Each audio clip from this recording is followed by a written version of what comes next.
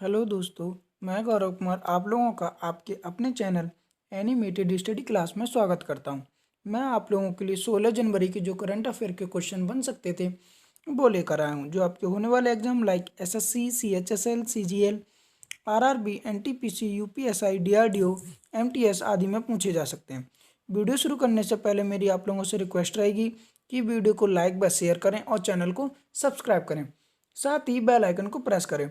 मैंने इस वीडियो की पीडीएफ का लिंक नीचे डिस्क्रिप्शन में दे दिया है, आप वहां से इसकी पीडीएफ डाउनलोड कर लें।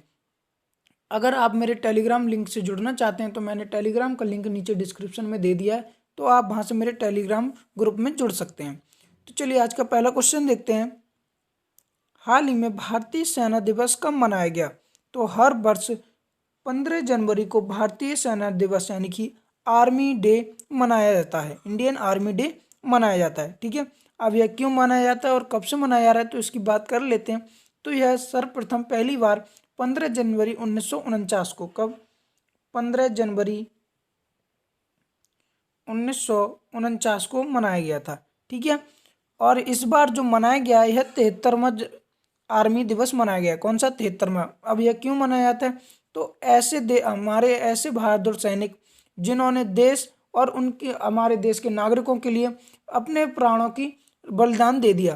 क्या ऐसे हमारे बहादुर सैनिक जिन्होंने देश और हमारे नागरिकों के लिए प्राणों का नागरिकों की रक्षा के लिए प्राणों का बलिदान दे दिया, उन लोगों को याद करने के लिए यह हर वर्ष 15 जनवरी को मनाया जाता है। ठीक है, और इस बार यह 73वां आर्मी डे मनाया गया है। उम्मीद है आप लोग अच्छे से क्वेश्चन समझ पाए होंगे। आगे बढ़ते हैं। हाल ही में सूचना और संचार प्रौद्योगिकी क्षेत्र में बढ़ावा देने के लिए भारत ने किस देश के साथ समझौते पर हस्ताक्षर किए हैं? तो भारत ने सूचना और संचार प्रौद्योगिकी क्षेत्र में बढ़ावा देने के लिए जापान के साथ समझौते पर हस्ताक्षर किए हैं। ठीक है, अब जापान के साथ किए हैं तो जापान को मैप में देखते हैं। ये वाला जो येलो पार्ट दिख रहा है जिसने मैंने रेड कलर से लाइनिंग किया है, यही जापान है। जापान की बात कर लेते हैं। जापान की राजधानी क्या है? टोक्यो। और यहाँ की करेंसी क्या है? येन। और यहाँ के वर्तमान में प्रधानमंत्री कौन है? योशिहिडे सुगा। ठीक है, अब भारत ने ये संचार और सूचना प्रौद्योगिकी क्षेत्र में बढ़ावा देने के लिए किया है, तो इसमें किन किन हमारे जो दूरसंचार मंत्री हैं रविशंकर प्रसाद और जापान के संचार मंत्री हैं टकेदा राइटो, इन दोनों ने मिलकर हस्ताक्षर किए हैं। ठीक है, अब ये किन किन क्षेत्रों पे काम करेंगे?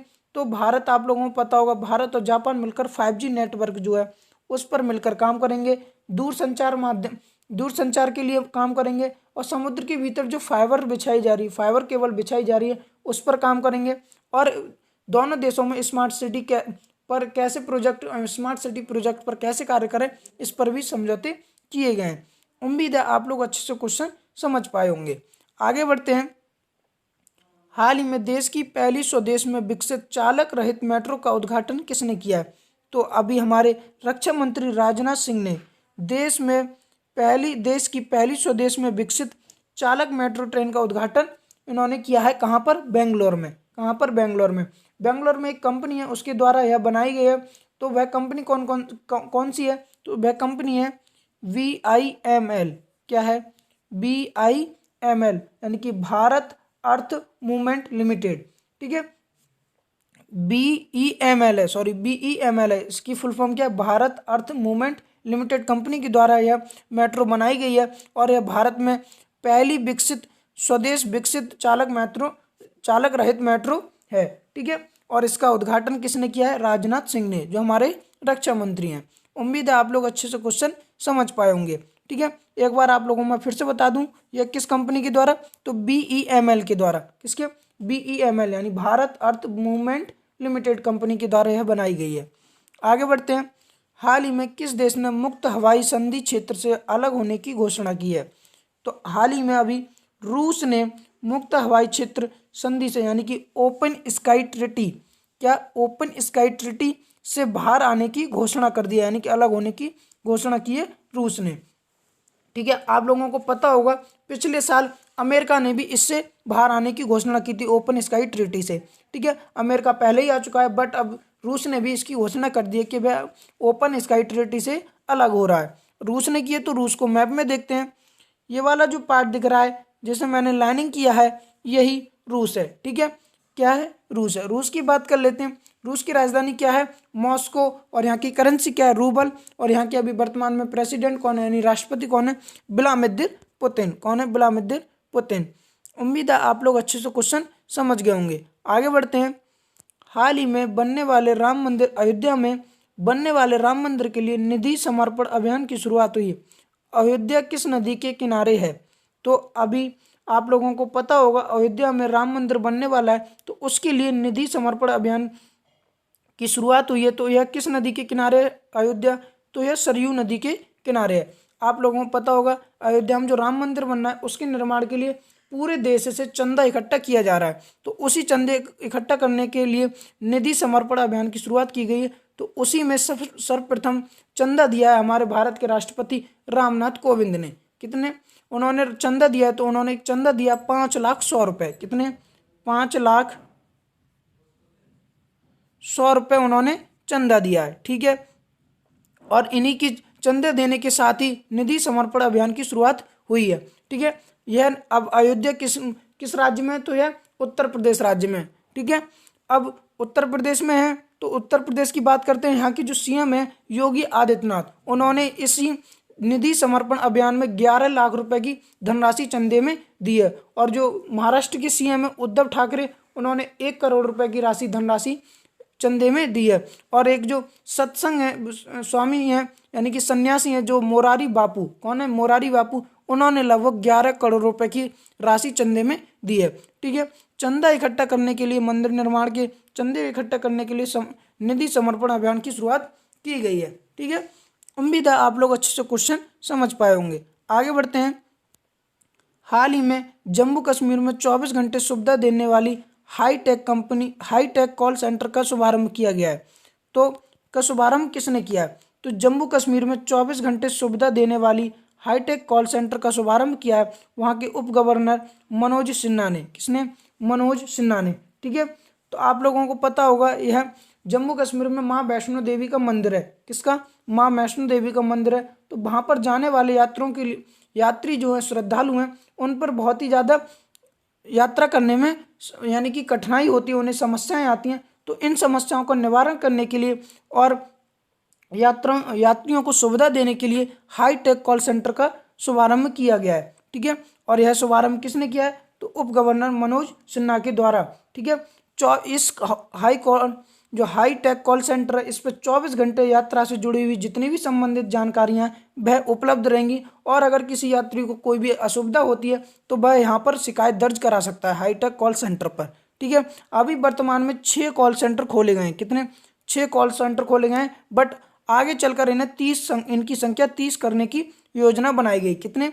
30। ठीक है। अब जम्मू कश्मीर में की गई, तो जम्मू कश्मीर को मैप में देखते हैं। सॉरी, मैं मैप लगाना भूल गया। चलो कोई नहीं, आगे बढ़ते हैं। हाल ही में कमल मोरारका का निधन हो गया, वह कौन थे? तो हाल ही में कमल मोरारका का निधन हो गया।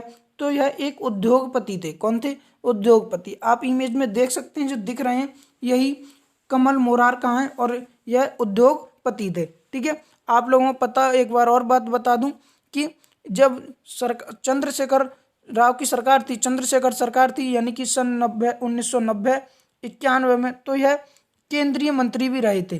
ठीक है। कब? 1990 और 91 में। और यह बीसीसीआई के उपाध्यक्ष भी रह चुके थे। ठीक है। और यह भारत के उद्योगपति थे। ठीक है। उम्मीद है आप लोग अच्छे से क्वेश्चन समझ पाए होंगे। आगे बढ़ते हैं। हाल ही में राष्ट्रीय निशानेबाजी ट्रायल्स में पुरुषों के 10 मीटर एयर पिस्टल का खिताब किसने जीता है? तो अभी हाल ही में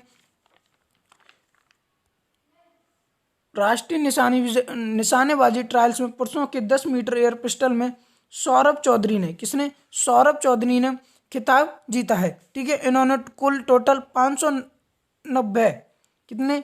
590 का स्कोर किया और इन्होंने 246.9 अंक फाइनल में हासिल किए। कितने?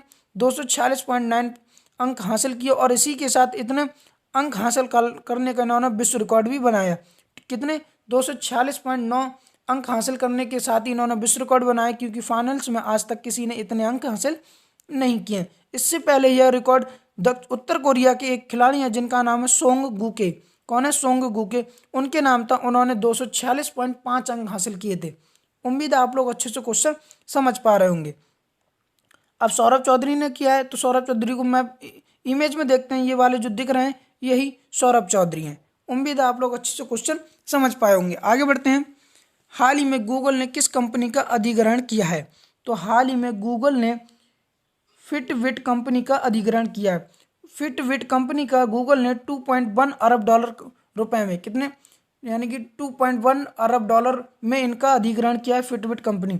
जो फिटनेस उपकरण होते हैं उन्हें बनाने वाली कंपनी है जिसका नाम है फिटबिट, उसी को अब गूगल ने अधिग्रहण कर लिया 2.1 अरब डॉलर में।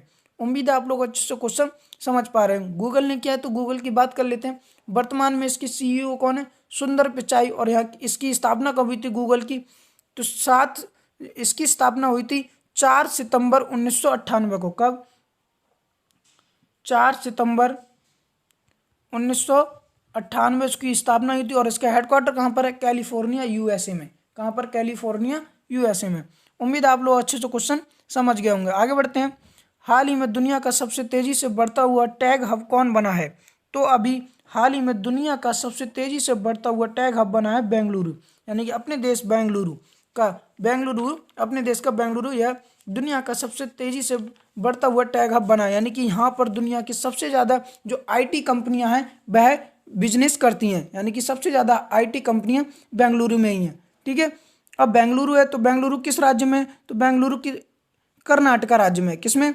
कर्नाटका राज्य में। तो कर्नाटका मैप में देखते हैं, जो रेड कलर वाला पार्ट दिख रहा है यही बेंगलुरु है, सॉरी कर्नाटका है, और इसी की राजधानी है क्या? बेंगलुरु। कर्नाटका की बात कर लेते हैं। तो कर्नाटका की राजधानी क्या है? बेंगलुरु। और यहाँ के सीएम कौन है? BS येदियुरप्पा। और यहाँ के गवर्नर कौन है? बाजूभाई बाला। कौन है? बाजूभाई बाला। उम्मीद है आप लोग अच्छे से क्वेश्चन समझ पाए हैं। अच्छा, पहले नंबर पर तो बेंगलुरु है, तो दूसरे नंबर पर कौन रहा था? तो दूसरे नंबर पर लंदन और तीसरे नंबर पर म्यूनिक। कौन? म्यूनिक। उम्मीद है आप लोग क्वेश्चन समझ गए होंगे। आगे बढ़ते हैं। हाल ही में अरुणाचल प्रदेश में परशुराम कुंड तीर्थ यात्रा शुरू की गई है। किस नदी पर शुरू की गई है?